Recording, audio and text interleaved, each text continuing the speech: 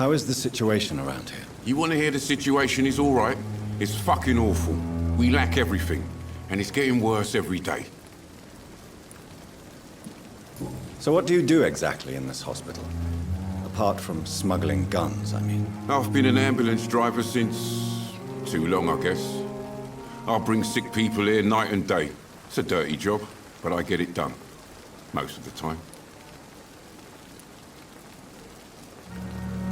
It sounds like things have been a bit rough recently. What's happened? Yesterday I got attacked by the patient I was bringing here. I escaped through the hospital's garden, but I lost my wallet when I was running. You left an infected patient outside the hospital? That's incredibly dangerous. Go there yourself if you want, but be careful, Doctor. I'd rather not bring your dead body back. Since you're on the front line, how is the sanitary situation in this vicinity? It's a complete disaster. It's even getting dangerous to enter some streets or buildings. Even the locals attack you. Are you really smuggling weapons through the hospital? And why not? I've already been attacked by patients, you know. And by gang members willing to steal my money. But you're not defending yourself. You're selling guns to civilians. You keep people alive your own way, Doctor. I offer them another way to protect their health.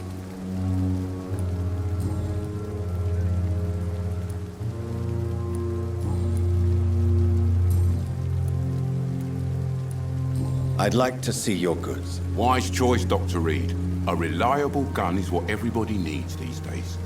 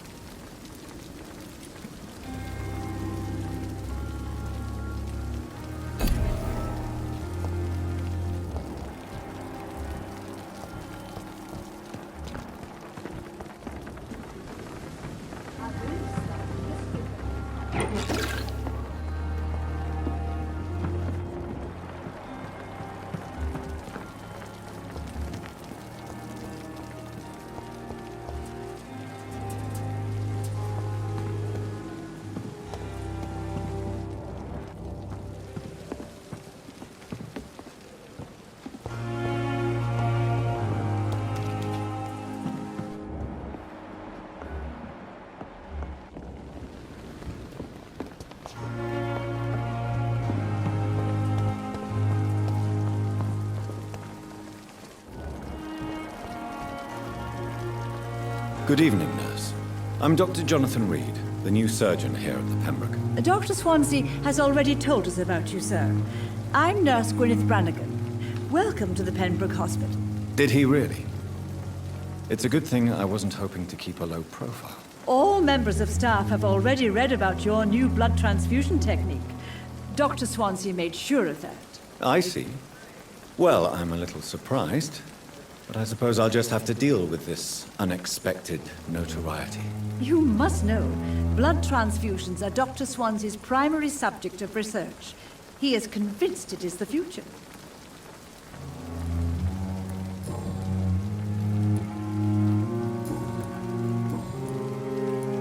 How are things here? Not good, to say the least. We're struggling against an invisible enemy, more lethal than any bullet from a gun. It's hard, Doctor. An invisible enemy?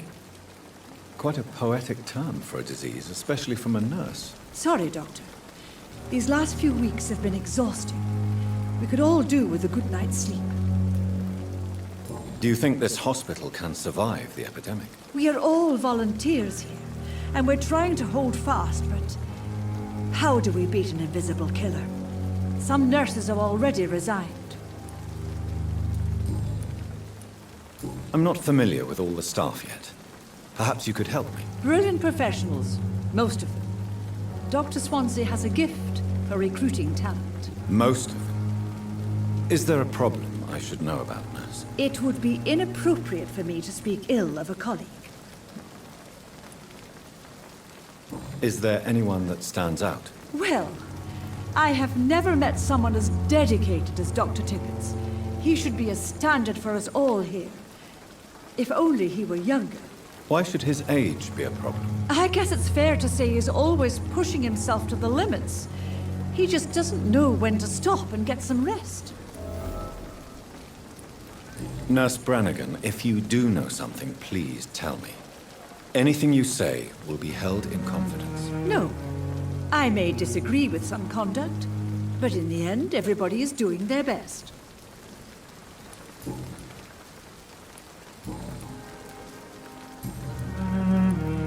Why does Dr. Tippett's claim you're the main reason he keeps working, despite his fatigue? If it wasn't for him, I probably would have left the Pembroke years ago. Dr. Tippett does not think of you as just a nurse anymore, does he? If you're suggesting he's not taking my gender into consideration when it comes to medical practice and knowledge, I really hope he doesn't.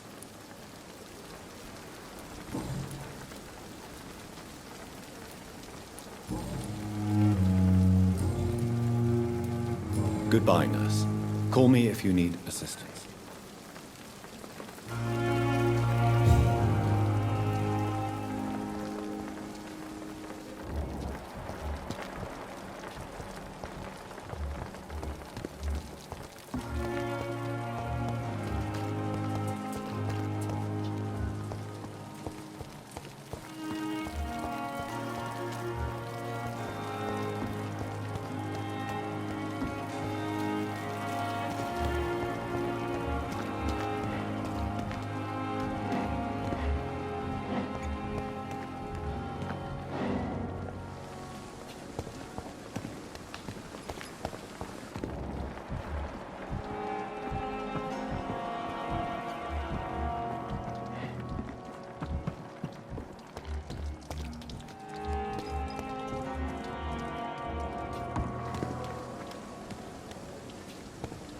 Dr. Swansea is right.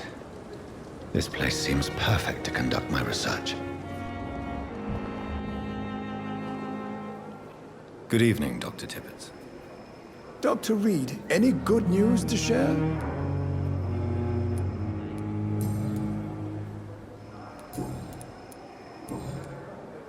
Don't worry, sir. You're exhausting yourself, Corcoran. Maybe you should think about preserving your strength. No. We must keep on healing all those poor souls. We are the last rampart before chaos. Once more unto the breach. Nurse Brannigan is worried about you, Doctor. She should not have told you that. I will have a word with her. You don't have to blame her for her honesty. I'm not that kind of man, my dear Jonathan. Actually, Nurse Brannigan's opinion is the only one I may listen to.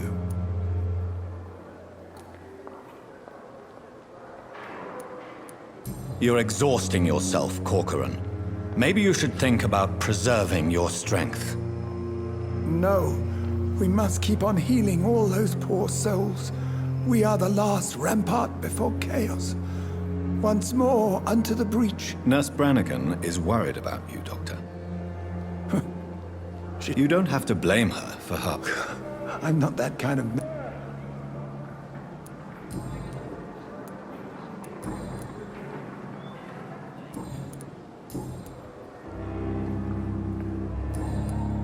Goodbye, Dr. Tippett.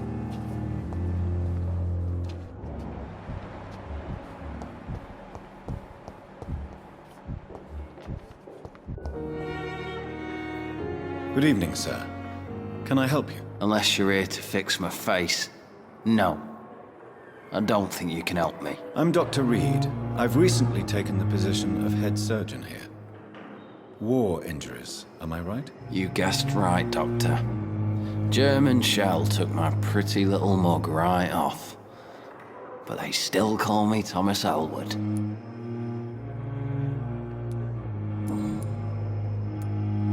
How is your stay with us, Mr. Elwood? Oh, it's bliss. I just escaped death in the trenches to be surrounded again by the moans of the dying. Can I ask you precisely why you're a patient here? It's the pain, sir. The drugs don't work. It just hurts under the scars, if you get my drift. Who is treating you? Is someone in particular looking after your case? Nobody since the old and tired doctor spoke to me. Started to think I was forgotten about. Wouldn't blame you. You don't seem worried by that. My face hurts so much more when I smile or cry. I've learned it's easier not to speak. But be assured I'm smiling inside. Can I do anything for your pain? Nurses gave me a bunch of pills. No effect. Told you. It's like the flames are under my skin, burning away.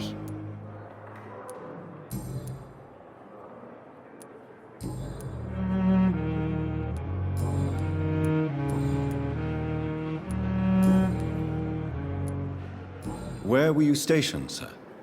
Did you serve for long? I really don't want to talk about all this shit. No offense.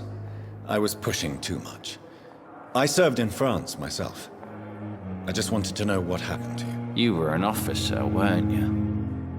Then I doubt we fought the same war, sir. No offense.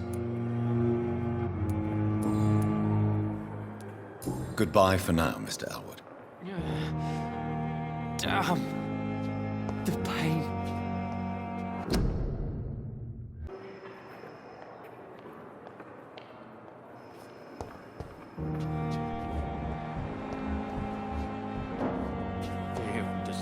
It's locked, all right. The daily routine. Good evening, Mr. Hampton. How do you feel? Dr. Reed, is it? Oh, sir, I must apologize for my behavior. What do you mean? I was not myself in the factory. Fear and exhaustion made me say awful things to you, I'm afraid. You remained perfectly nice and polite. A little delirious, perhaps. But who wouldn't be after enduring an abduction? Thank you, Doctor. That's a relief. Now all I need to do is rest and return to my flock.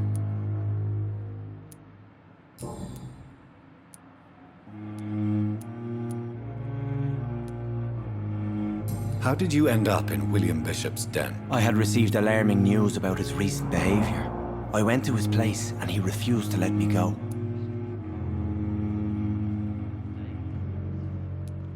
Why did he abduct you? William was an alcoholic. His addiction suddenly changed to blood. I don't know why. Just like a patient I met here. This Miss Hawcroft.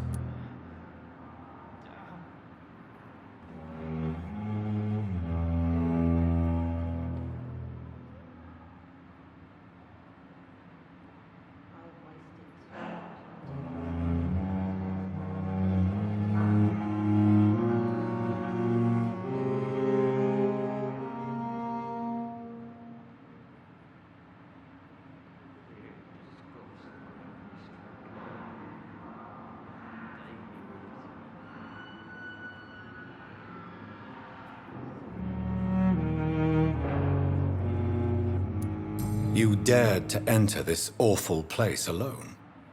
You're a hero, Mr. Hampton. Or a fool. I'm just a man trying to help his friends, Dr. Reed. William Bishop was a conflicted soul, searching for light. What is the general situation in the East End docks? The situation has always been tough, with a lot of tensions between the gangs and the Dockers' trade union. The Wet Boot Boys are very nervous since they lost their leader.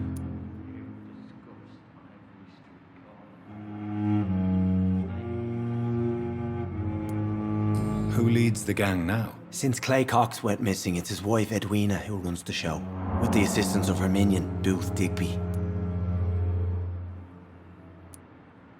Has the gang been threatening you? Ah, no. I've had this nickname for so long, you know, the sad saint of the East End. No one dares to bug a saint, not even criminals. Do you know Tom Watts, the bartender from the Turtle? I met him before I found you in the canning factory. Tom? Yes, of course. Always the helping hand, good old Tom. Without men like him, corruption and despair would have wiped out the East End long ago.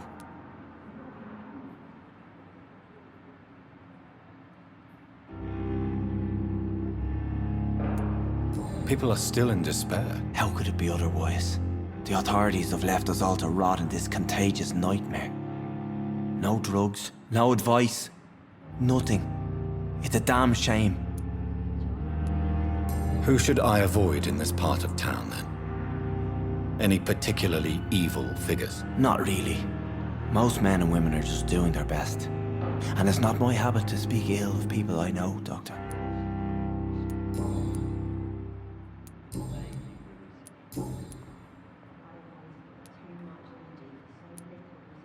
What do you do for a living, Mr. Hampton? I can't help but notice the cross around your neck. I manage a night asylum for the poor and homeless of the docks. And I try to guide the lost and hesitant on the right path to our Lord. Are you a priest, Mr. Hampton? A deacon, maybe? Not at all, Doctor. I'm just a man of faith willing to preach the good word. Why didn't you use your cross against William Bishop? To repel him somehow? That's a very strange question, Doctor. A cross is no magical token, if that's what you were trying to say. Not mine, anyway.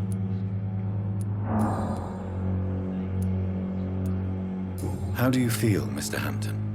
Medically speaking, I mean. I feel exhausted. Beyond exhaustion, actually. William drank so much of my blood in his madness. I feel empty. You're in good hands here. Dr. Swansea is well versed in blood transfusion, and I'm sure he'll take the best care of you. Thank you, sir. I believe all I need is rest. And then I can go back to the people who need me. Have you made friends since you arrived? Not really, but I recognize Miss Harriet Jones. I knew her when she lived by the docks. That poor woman had such a miserable life. You never came to see her here at Pembroke?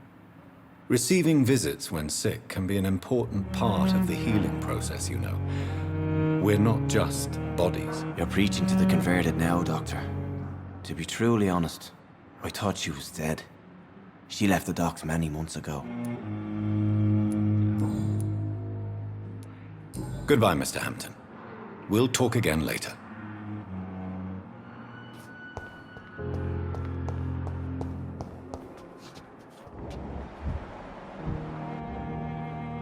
Good evening, nurse. Good evening, Doctor. I don't think we've been introduced yet. My name is Pippa Hawkins. And I'm Dr. Jonathan Reed. Dr. Swansea has recently offered me a position in this hospital. Well, it's a euphemism that your help will be appreciated, Doctor.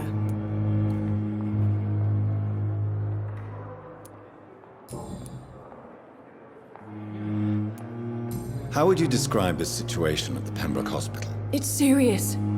The flu is wreaking havoc amongst the staff and patients. We are running out of everything. Nurse Hawkins, the Spanish flu won't last forever. Even the Black Plague didn't kill everyone. I wish I could believe you. But what if this epidemic was worse? What if in the end, nobody was spared? You must get a hold of yourself, nurse. Sorry, I'm exhausted. No one has any idea when this epidemic will be over. How long have you been a nurse? Well, long enough to see that the epidemic is winning. And no matter how qualified you are, don't tell me you'll change that.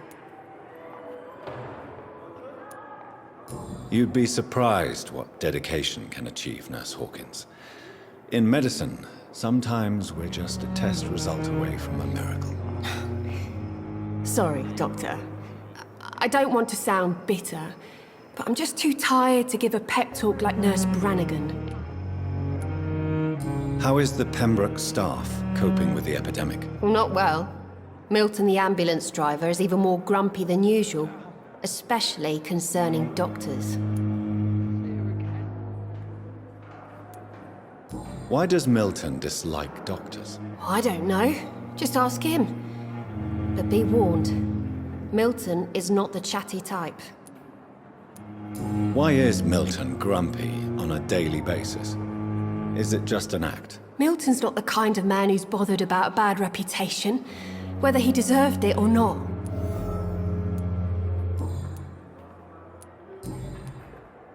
Please, someone help!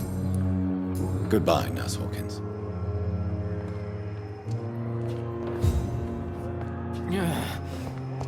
Damn. The pain.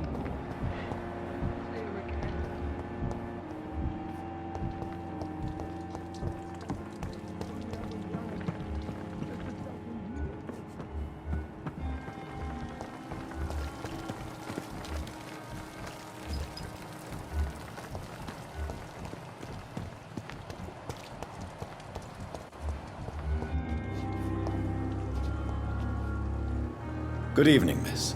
I'm Dr. Reed, the new surgeon at the Pembroke Hospital. And who are you? Your name has no meaning to me, mortal. You're nothing but dust blown by the winds of eternity. I beg your pardon? What are you begging for, mortal? My clemency? Well, tonight maybe I'm inclined to mercy. You'll never forget the night you met Thelma Howcroft. You keep calling me mortal.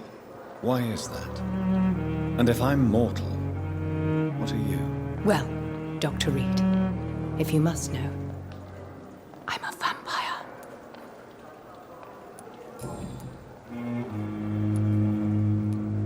I'm assuming you must be a patient here. Am I right, Miss Howcroft? It's only a cover, to hide from my enemies. I can leave whenever I want. As a woman, a spirit, fog, or bat. Who are these enemies you mentioned? Can you describe them? I cannot say for sure. But I sense their eyes on me from nearby.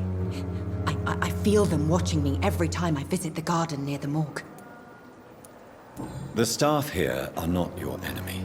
They're here to help you, to care for you. I'm not speaking of the doctors in white. I'm speaking of the men and women who hunt me. For I am a vampire! I see. Don't worry. These people will not find you here. I'll personally make sure they leave you alone. Thank you, mortal. But do not interfere with them, for you are no match for those that hunt me. And why do you believe you're a vampire? I don't need to believe anything. It is what I am. It is what I feel within this hollow shell of flesh. I see.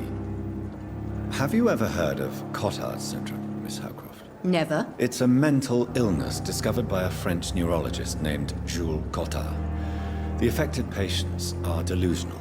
They believe that they are putrefying, that they are dead, a ghost or a ghoul, or in your case, a vampire. Delusional, you say? Oh, sad and petty mortal.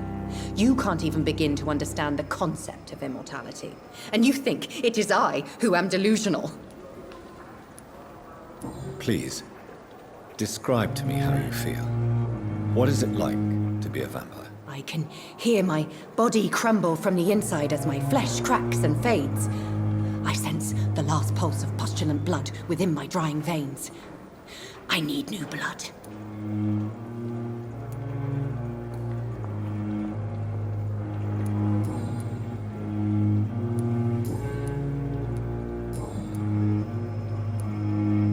Who are you really, Miss Howcroft?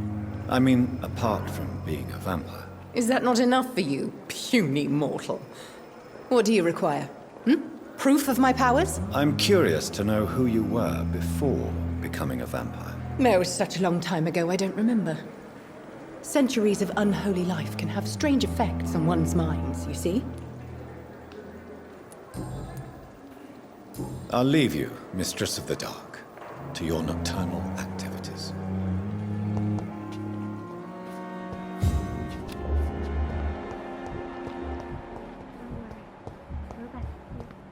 Blaming me will not further your agenda, sir.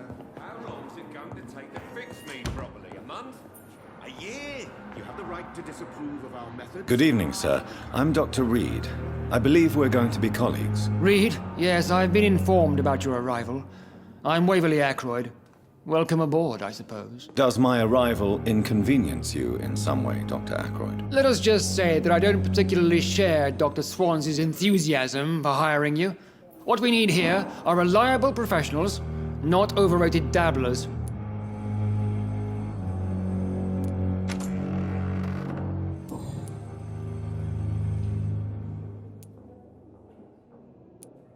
Since your tenure in this hospital is longer than mine, perhaps you can tell me more about this place. Let's just say I'm tired of the carelessness around me. I have always respected the skills of Dr. Swansea, but over time his enthusiasm has become displaced. Carelessness? Exactly what are you talking about? We're here to save lives. The people who trust us are not volunteering for experimentation. They're here to be healed. I don't intend to run any radical experiments, Doctor. Even if I, as any good practitioner should, express an interest in pushing the boundaries of medical research. Modern medical methods were created through audacity and ego. But there are rules in our line of work, and they're here to protect our patients. If you have a problem with me, Dr. Ackroyd, please feel free to tell me. Dr. Swansea has imposed your presence on this hospital without asking anyone's advice. The benefit of his position. But I don't agree with it. I know we've never met before, but I believe this hospital could use all the help it can get. You will agree with that, I'm sure. Oh, but I have heard about you, Dr. Reed. Of course, you can't say the same about me, since I have not wasted my time courting the press. Aren't you too old for such jealousy? It really won't do you any good, you know. Don't be ridiculous, Dr. Reed. A simple glance is enough for me to know you have nothing for me to envy. How can we be sure we're making a difference? I don't know what you've heard about me, but I have already proved my value as a practitioner. I don't question your skills, Dr. Reed, but your motive. Is it money, fame, or are you truly dedicated? And what exactly is that supposed to mean? I served in the war just like you. But unlike you, I did not use the wounded to play the modern sorcerer. Be careful what you insinuate, Dr. Ackroyd. I only want you to admit you used those men to improve your theories.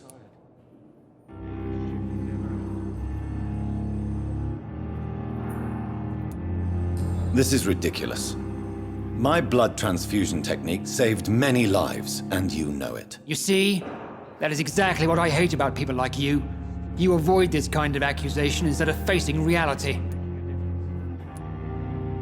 It seems you have bad memories of your military service. I refuse to see this industrial slaughter as scientific progress. War only reveals the worst in men. We can at least agree on something, Dr. Ackroyd. Thank you for your time. We'll talk later.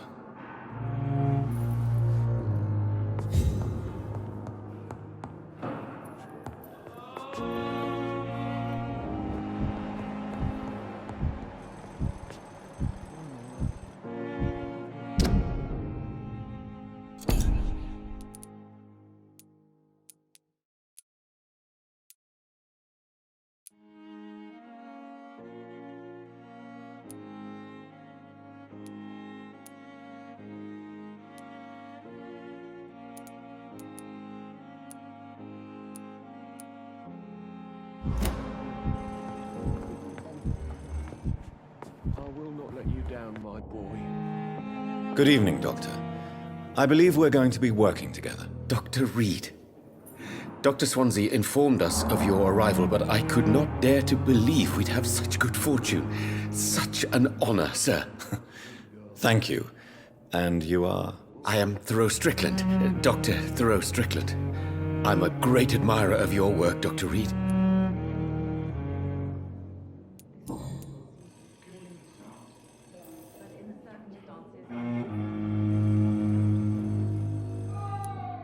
Please, could you tell me something about yourself? I'm a great admirer of your work concerning blood transfusion, Dr. Reed.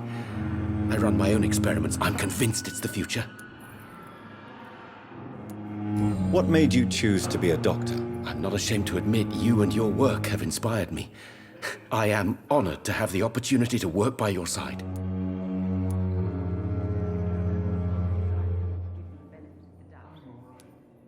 It's always a pleasure to share scientific and medical knowledge with someone eager to learn. I'll be glad to help you if I can. This epidemic may be the century's most terrible disaster, but I'm convinced that we, as doctors, are the only ones able to defeat it.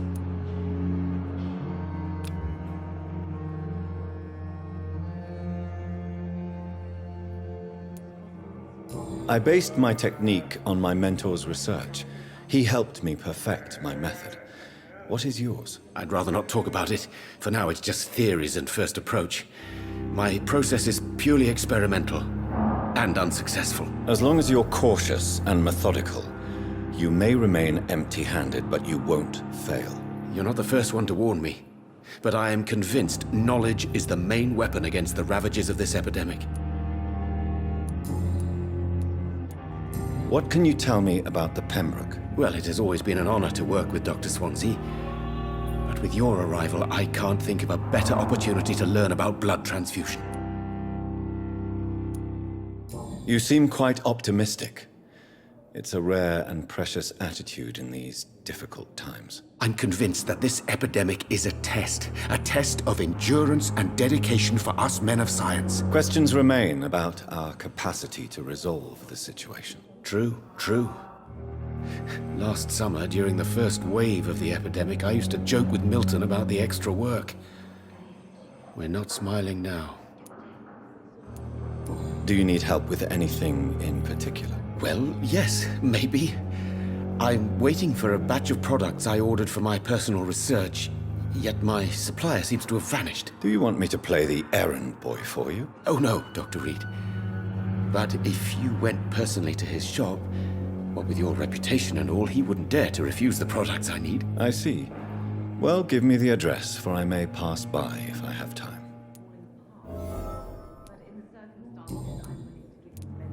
What do you think of Dr. Ackroyd's aversion to modern medical methods? It's a shame he's so narrow-minded. Dr. Swansea taught me that science is about exploring uncharted territory. I'm convinced that's true. With the influenza and all that's going on, you should put your differences aside, don't you think? Why is it so difficult to work together? I believe that if Dr. Ackroyd had been the one to discover the transfusion process, he would be the first to recommend its use. So you believe it's just a question of jealousy and pride? Dr. Ackroyd is as proud as he is blinded by his obsolete concept of medical science.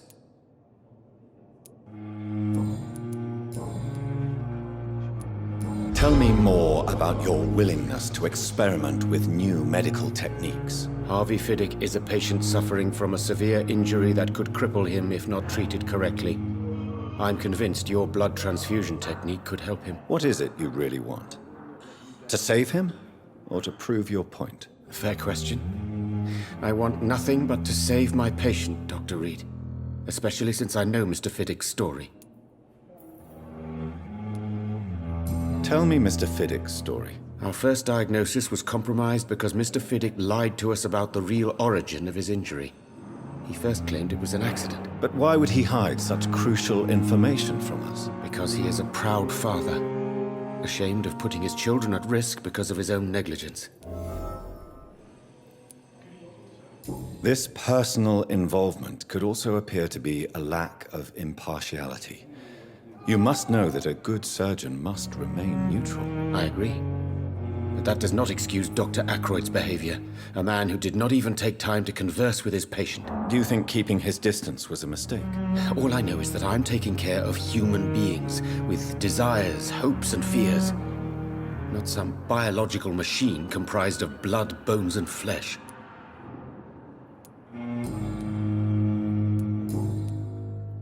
Goodbye, Dr. Strickland.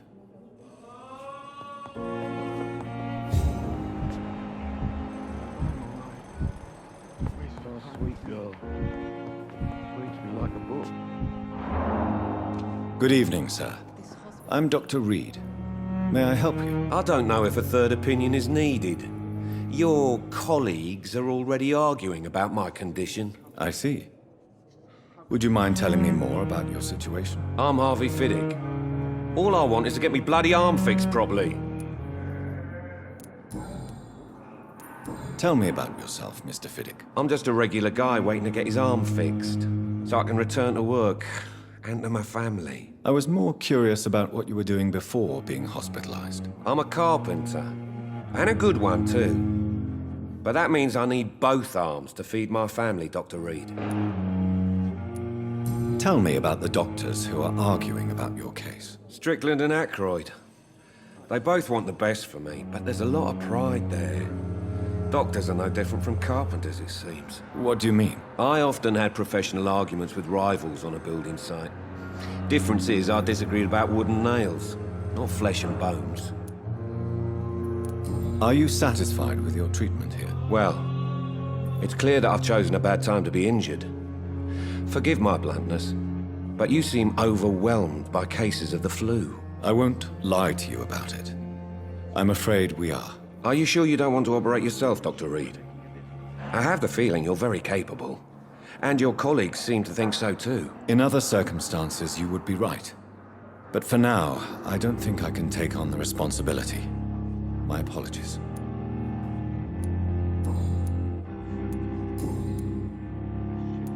Tell me about your injury, Harvey. Why do you feel so guilty about it? My wife died because of me. And now I may lose everything because I've been careless enough to hurt myself. What an arsehole. You can't hold yourself responsible for your injury, Mr. Fiddick. Unless you tried to hurt yourself. Of course I didn't hurt myself. But I can't work until my arm is fixed. My children need to eat, Doctor. How could your job be responsible for your wife's death? I was working a double. She went out to bring me a hot meal and got caught in a German bomb raid.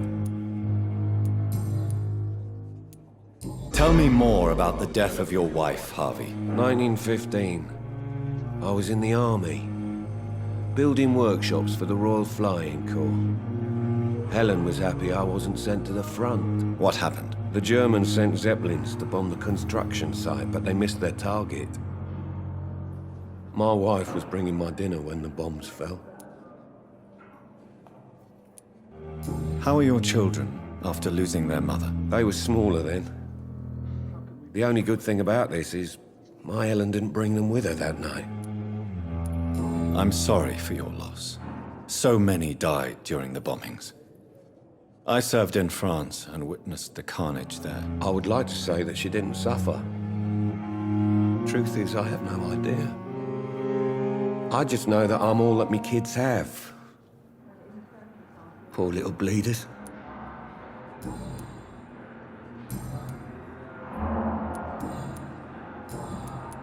Goodbye for now, Mr. Fiddick. I'll see you later. You always knew the words to calm the children, Helen. So as for me, will this shit never end? Doctor.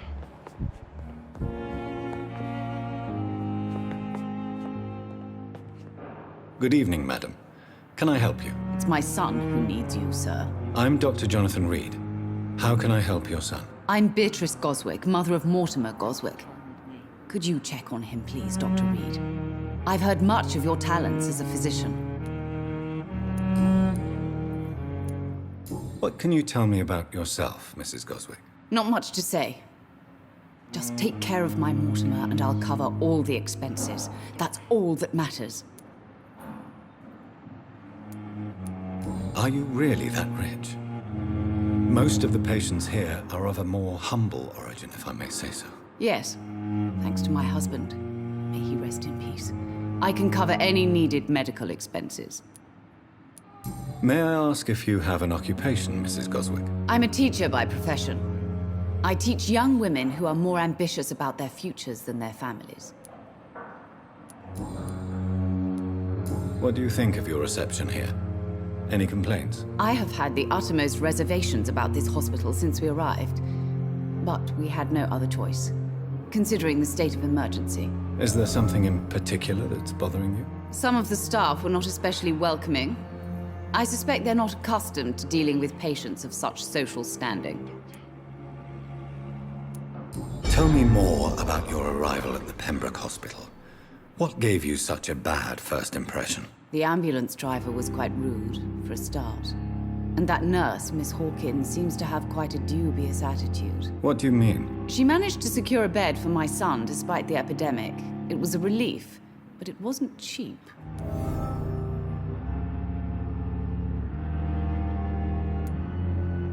I share your concern, Mrs. Goswick. Be sure that I'll talk to the people involved. I don't expect compensation, Dr. Reed. But I'm aware such behavior would not be tolerated in other hospitals. She charged you for a bed? Yes, and I paid without question, considering the urgency of the situation.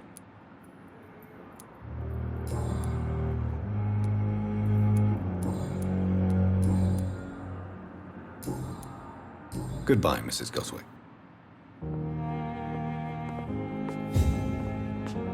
Good evening. I'm Dr. Reed. Can I help at all? No. Really? Why are you here, then? I don't want to talk. My throat hurts too much. I suppose that this pain is the reason you're here. Is someone taking care of you? Yes. And no. Could you at least tell me your name, sir? Mortimer. Mortimer Goswick. How painful is your throat, Mr. Goswick? So painful I'd rather not talk at all, Doctor. I'm sure you realize a doctor and his patient have to communicate, sir. Would it help if I gave you some paper and a pen? Not really. I see. Then maybe it's not just your throat that hurts, Mr. Goswick. Perhaps your sore throat is just the consequence of something more hurtful. Yes, maybe. But I don't want to talk or even write about it now.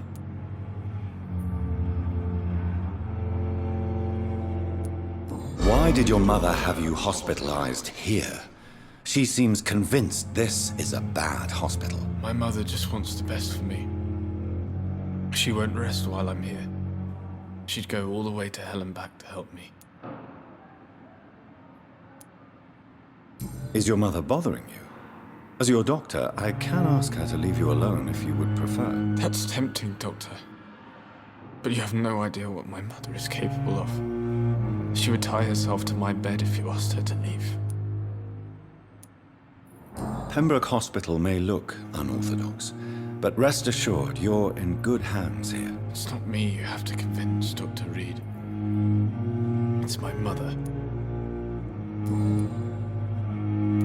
How painful is your throat, Mr. Goswick? So painful. I'll let you get some rest, then. Good evening, sir. Good evening, Mr. Goswick. How are you? I'm okay. Tell me about yourself, Mr. Goswick. I don't want to talk, Doctor. I have to go now, sir. But don't hesitate to contact me if you need any help. Good evening, sir. Doctor.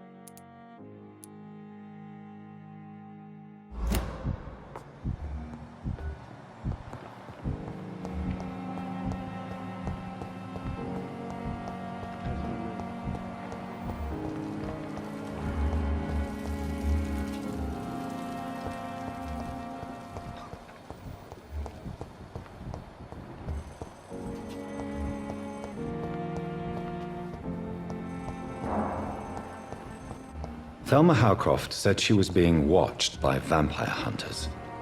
Where are they hiding? Sadly, I should departed. investigate. Good I'm evening. managing a trade. I'm Dr. Reed. Always a pleasure to meet a colleague, sir. Especially when he was supposedly dead. A colleague? Are you a doctor, too? Not anymore, sir. I used to be Dr. Rakesh Chadana. Now, I'm just Mr. Chadana, pawnbroker and humble guardian of this morgue. What do you mean? You used to be a doctor. Was your license revoked? No, sir. It is just that I like to be precise. I run a little pawn shop while taking care of the dead. But I used to be a real doctor. Are you afraid or uneasy being surrounded by so many corpses? Why should I? These bodies are empty vessels. Flesh left to decay. Poof. No soul anymore. All gone. An interesting point of view. And quite an exotic one, too. Most people fear, or at least have respect, for dead flesh. Sir, as a medic during the war, I learned to face my death and the death of others. It's the pain we have to tame, not death itself. How did you get this job? After I left the army, I worked as an undertaker down by the docks. A dangerous place with many an unpleasant business there. Milton Hooks helped me get a job here.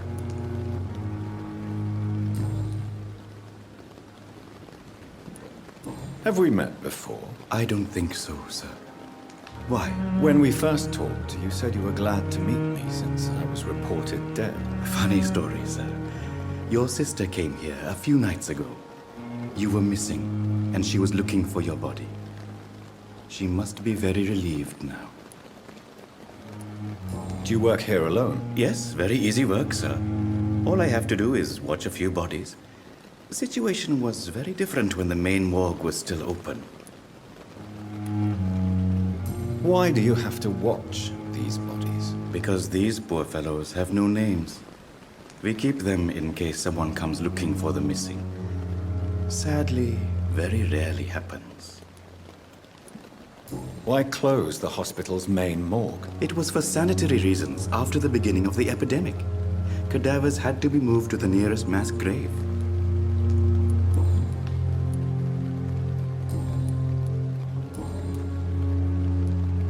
A pawnbroker? I expect you get all types of people here. Yes, sir. All kind of people. For I sell all kind of goods. Who comes here to trade with you? It's very unhygienic, even unsafe. Diseases can spread. For the customers, for the hospital. I'm very cautious, sir. I've been a doctor, remember? And all my clients are good people. In fact, I think I only know good people. What kind of goods? With the quarantine, it's not always easy to buy things. So I trade, I exchange. Some people sell, some others buy. I like to help. Since you're not afraid of dying, do you believe in life after death, Rakesh? No. I believe we must do all the good we can while alive. For our time is short, and the obstacles are endless. Do you think you would enjoy immortality as a concept? I don't think so. Don't mistake me. I love life, and I'd like to live a long life. But everything has to decay, sir. Even goodwill. Do you really believe goodwill cannot last? As I said, sir, everything decays. If I was to never die, goodness, I would be bored or worse. And I like to be helpful, sir. Quite depressing, wouldn't you say? Yes, but the good news is we'll all die before losing our humanity, sir. So you're ready to die? No, I'm not. I don't fear death, for I won't see it. What troubles me is the pain my death will inflict to those I know. You're a wise man, Mr. Chidana. No, Dr. Reed. I am a foolish man. But I like to think otherwise.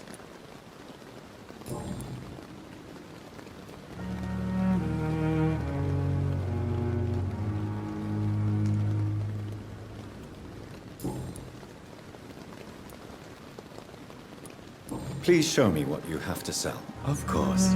It's just trinkets and curios, really. But I'm sure they can be useful.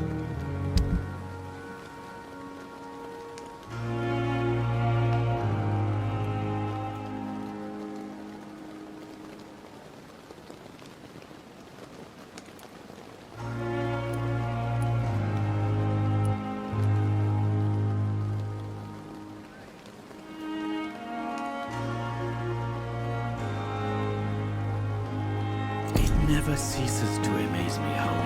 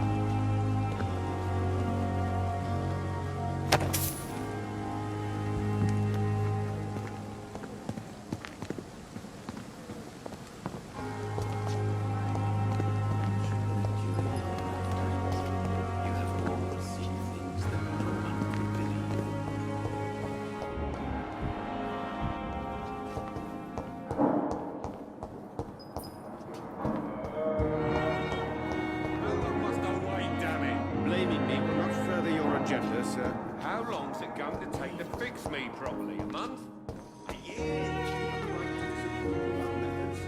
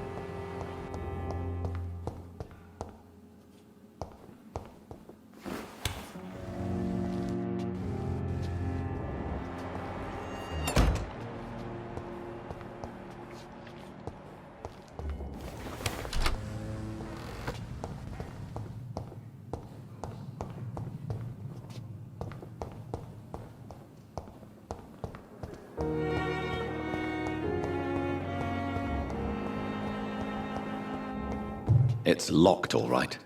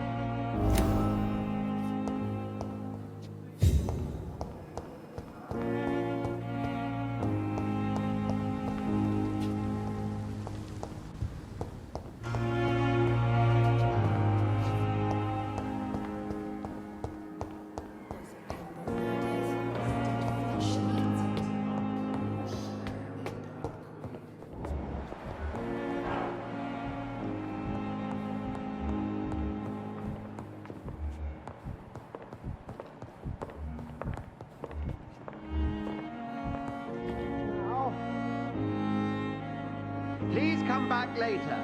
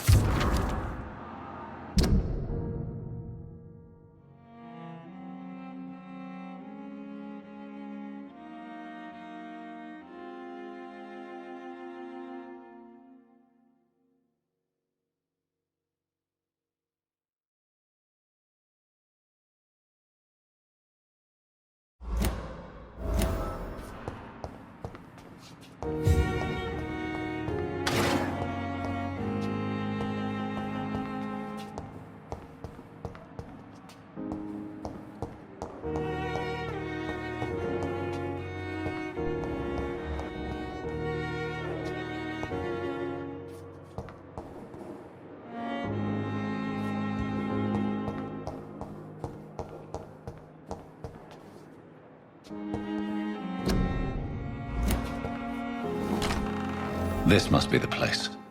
It's definitely away from prying eyes. Relegated to the shadows. A kingdom of my own. At least I won't be sleeping in a coffin.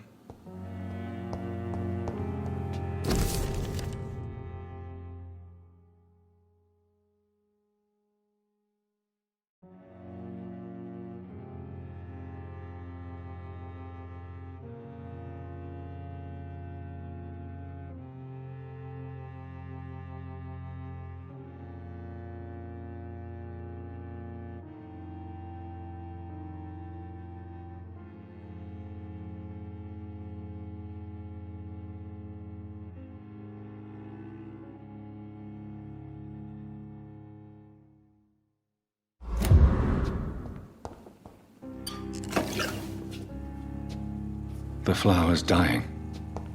It needs water.